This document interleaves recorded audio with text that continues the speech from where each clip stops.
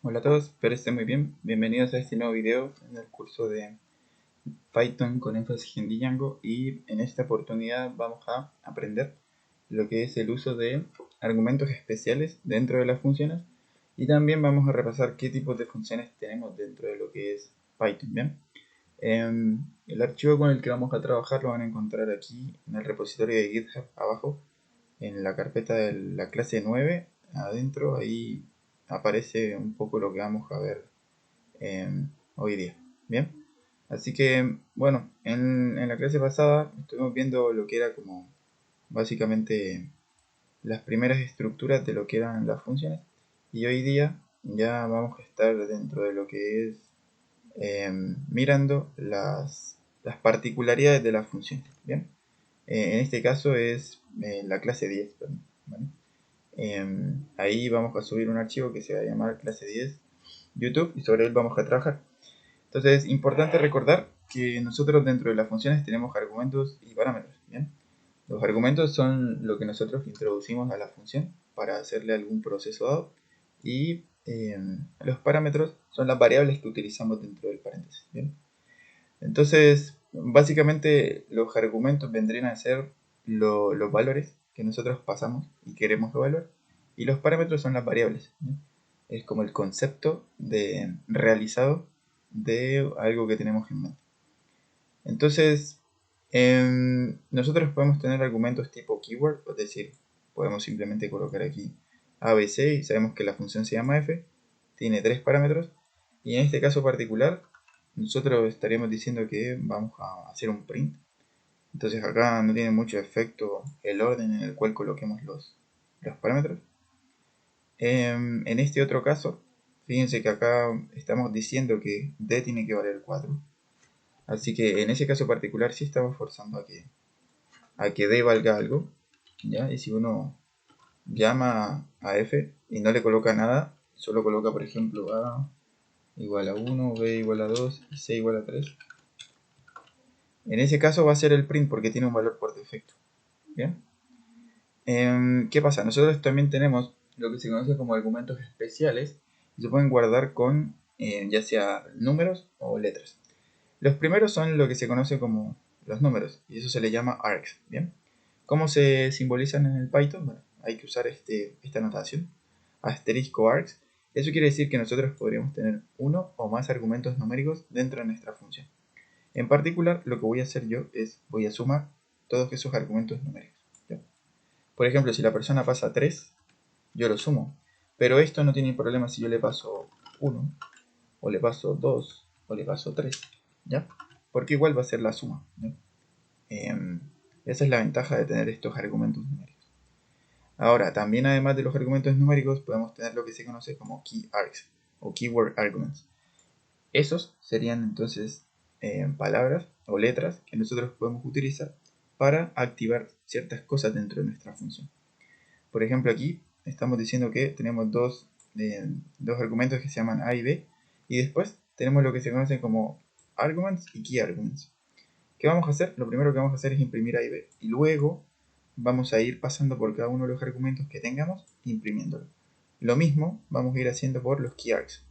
En el caso de los key args, importante saber que se guarda como una estructura tipo diccionario, donde hay una respectiva ID y un respectivo valor asociado.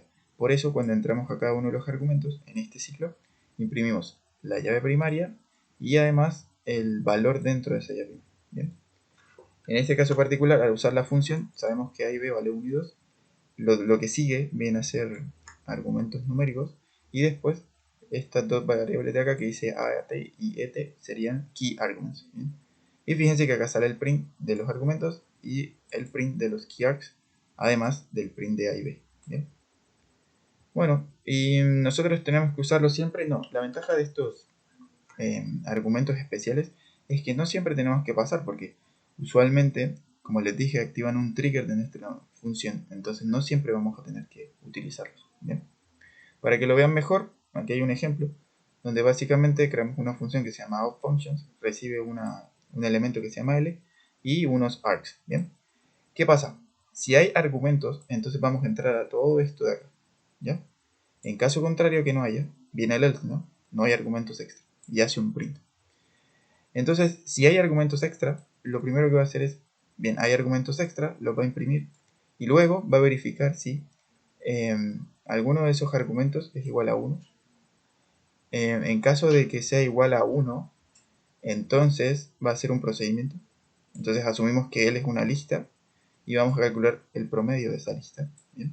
En caso de que sea igual a 2, vamos a simplemente calcular si el número, si cada uno de los números de la lista es par o impar. Para eso creamos una lista vacía, iteramos sobre la lista, verificamos si cada número es par o no, y vamos agregando eso en la lista nueva. Bien, al final devolvemos el resultado. Y en el caso de que sea 3, vamos a hacer la mediana. Entonces vamos a simplemente verificar si el tamaño de la lista es par. En caso de que sea así, simplemente hacemos el promedio de los valores centrales. Y en caso contrario, simplemente devolvemos el valor en la mitad. ¿Bien? Y eso sería más o menos lo que es la idea de los args. Si lo miramos acá, fíjense que yo al activar aquí 1 como argumento especial me devuelve, hay argumentos extra y además me devuelve la media. ¿Bien? Si le activo 2, me va a volver una lista donde cada uno de los elementos me le va a salir asociado si es par o impar. Si le coloco 3, me va a devolver la mediana. Y en caso de que yo no coloque nada, pues no se va a ejecutar nada de lo que está dentro del if, ¿bien? Sino que directamente va a pasar al else. ¿Bien? Y bueno, eso es lo que tenemos por aquí. Ahora pensemos en el keyargs. En el keyargs básicamente nosotros tenemos esta estructura. Aquí esta función solo depende de argumentos especiales. Y lo que vamos a hacer es simplemente hacer una suma de valores. ¿Bien? Entonces acá creamos un contador, iteramos sobre cada uno de los ítems, porque esto sería como una especie de tuplas, donde cada uno de estos keyargs tiene un ID, tiene un valor. Entonces imprimimos el key y el valor respectivo, y le vamos sumando a ese valor respectivo. Al final deberíamos devolver la suma. Entonces de nuevo, yo podría sumar A, B, C, podría sumar A y B, no tengo problema con cuántos ponga. Si yo no coloco nada, si yo de repente no coloco nada aquí, ahí me va a decir que es 0 porque está definido ese previamente antes de que entre a hacer cualquier operación con los keyargs. ¿Ya? Entonces esa es la versatilidad de trabajar con los famosos keyargs. Básicamente activan ciertos procedimientos cuando uno los necesita. Y este sería el ejemplo análogo que acabo de explicar hace poco, pero con keyargs. ¿Ya? Entonces nada, aquí básicamente si hay alguno de los keyargs, entonces verificar cuál es, primero imprimir que sí hay, luego verificar si aparece prom, y si aparece entonces hacer el promedio, como lo vimos.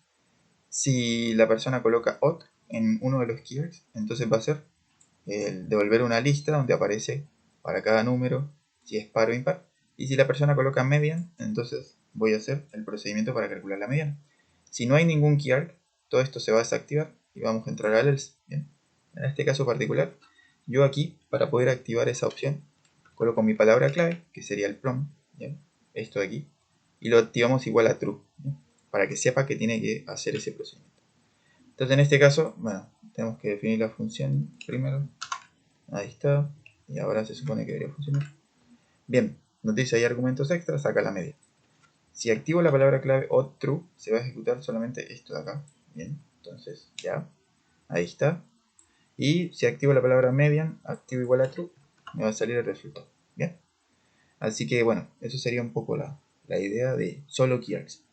También podríamos utilizar una notación que es colocar en la mitad lo que se conoce como los keyargs. ¿Bien?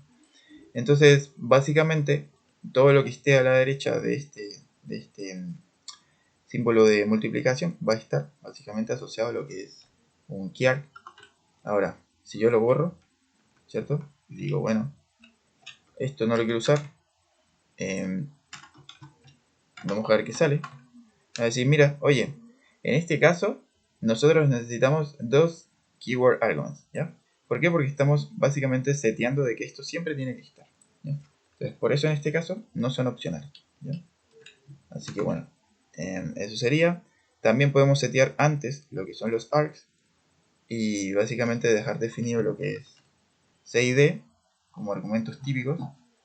Y también es posible que cuando uno tiene esta estructura y tiene muchos argumentos, esos argumentos después, si yo tengo un elemento que tiene más de una estructura, por ejemplo las listas, yo quisiera desempaquetar esto dentro de mi función, yo puedo utilizar la notación esta de símbolo de multiplicación y el objeto con la misma cantidad de estructuras. Y como ven, ahí funciona. Si tienes un diccionario que tiene ID valores, entonces lo que tienes que hacer es pasar el doble asterisco y cada uno de estos nombres va a quedar asociado a un valor respectivo, ¿bien? Como lo ven acá. Importante que si los keys no son iguales, por ejemplo si yo coloco t, ¿ya? Ahí me va a decir error, falta el argumento t no lo reconozco, ¿ya? Así que bueno, eso para que lo tengan presente. También importante resaltar que hay variables locales y variables globales. Las variables globales se definen por fuera, quedan definidas después de que se ejecuta la función. Las variables locales solamente se utilizan para el procedimiento de la función, pero no quedan almacenadas. Es decir, si yo pregunto por x ahora, x no debería existir, ¿bien? Porque está dentro de la función, es una variable local. Este es otro ejemplo. Fíjense acá, si yo intento ejecutar esta función y le paso una variable global a una variable local, él no va a entender eso. Va a decir, oye, tienes que primero hacer la referenciación. ¿Cómo se hace eso? Hay que hacer el traspaso de la variable, asignarla como variable global, y ahí sí dentro de la función él va a poder coger el valor que está por fuera. ¿Bien? En ese caso sí funcionaría. Un error muy común usualmente es definir aquí una variable local y después una variable global por fuera y tratar de pensar de que la función va a alterar la variable local, pero eso no es así. Recuerden, las variables locales no se ven afectadas. Solamente son para el procedimiento residual de la función, ¿no? Así que bueno, eso.